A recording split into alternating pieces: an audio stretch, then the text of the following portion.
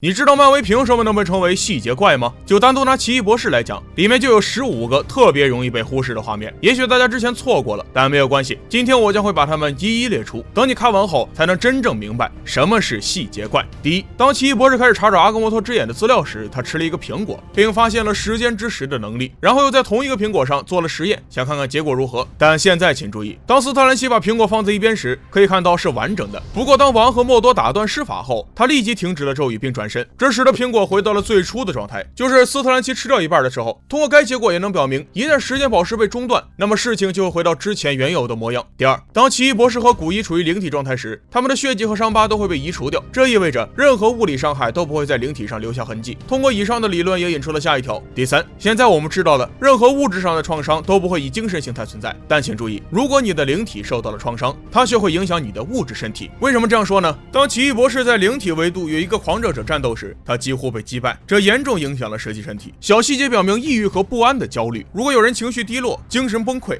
这实际上会对他们的身体造成伤害。同样的事情也发生在电影中，要是你不能在精神形态中保护自己，那么你的物质身体也将受到伤害。第四，其实你可以在电影最开始的漫威标题上看到6颗无限宝石的颜色。第五，古一的凉帽衫实际上掩盖了剧透。为什么这样说呢？在电影的一开始，凯西利亚斯杀死了图书管理员，并偷走了书中的一页，就在准备走的时候遇到了古一，但注意到他从未脱下自己的凉帽衫，这是因为任何从黑暗维度汲取力量的人都会在前额上有一个神秘的符号，而在镜像维度内，古一确实从黑暗维度汲取了力量，所以他的额头上一定有一个类似的符号，但因为那件连帽衫我们并不能看到，这就是为什么凯西利亚斯称古一是伪君子。你可能会问，为什么当他教导斯特兰奇关于维度变化时没有看到符号？答案很简单，只要不从黑暗维度汲取力量，那么符号就不一定会有。原来在奇异博士中还有这么多你没发现的小细节。第六，在斯特兰奇发生车祸之前，他的同事比利在电话中提出了几个病人，其中一位说的是35岁上校第一位脊椎被装甲压碎。I've got a 35-year-old Air Force colonel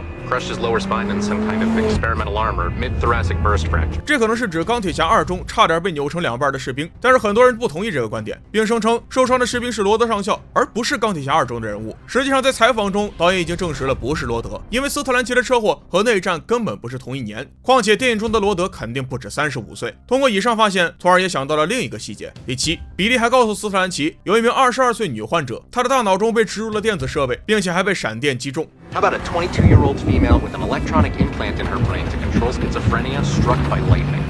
That does sound interesting. 这实际上是在对超级英雄美国小姐的引用，她将在奇异博士2中首次亮相。第八，很多人还没有意识到，其实多玛姆的配音就是本尼迪克特，他因模仿灵活多变的声音而闻名。例如在这个小片段中，本尼迪克特向我们展示了自己的多才多艺。 So, Miranda, oh my God, is your heart beating faster? Slower. 第九，在斯特兰奇灵体出窍开始，思维弯曲的旅行通过多元宇宙，他在一瞬间看见一只蝴蝶在太空中飞来飞去，触摸后就被一股加速力量送回穿越时空的旅行中。这实际上是对蝴蝶效应的完美诠释。一个微小的决定可以改变未来的一切。例如，一只蝴蝶在地球东边扇动翅膀后改变风向，随着它的形成，可能会导致西边发生海啸。蝴蝶的小小触碰确实是斯特兰奇接受周围更大世界的第一步，最终领导着他掌握了更多咒语。第十，如果你仔细看，实际上可以发现斯特兰奇已经获得了一项脊椎融合术奖。 Look, I'm fusing transected spinal cords. I'm stimulating neurogenesis in the central nervous system. The work I'm doing is going to save thousands for years to come. I'm talking tonight at a neurological society dinner. 就在他准备去神经协会晚宴上发表演讲之前，有个镜头快速浏览了斯特兰奇的房间，从而也能证明他在这个领域已经得到了认可。你注意到了奇异博士中的这些小细节吗？第11，当卡西利亚斯第2次袭击纽约时，奇异博士把他困在了镜子里，在那里我们看到了有一个带蓝绿色字母 A 的大厦，没错，正是复仇者大厦。第12，斯坦利正在读的书叫《感知之门》，它是漫威电影中最好的彩蛋之一，因为这本书是奇异博士漫画创造的基础。片中讲述了男主使用迷幻药的经历，所以影片的整个画风都是如此奇怪。第13，这个与奇异博士2中有关。我们都知道，山姆雷米将成为奇异博士续集的新导演。雷米因蜘蛛侠3部曲而出名，许多人仍然认为蜘蛛侠是有史以来最好的电影。奇怪的是，早在2004年，山姆雷米也曾多次在蜘蛛侠中提到奇异博士。 Hoffman! What are we gonna call this guy? Dr. Octopus. That's crap. Science Squid? Crap.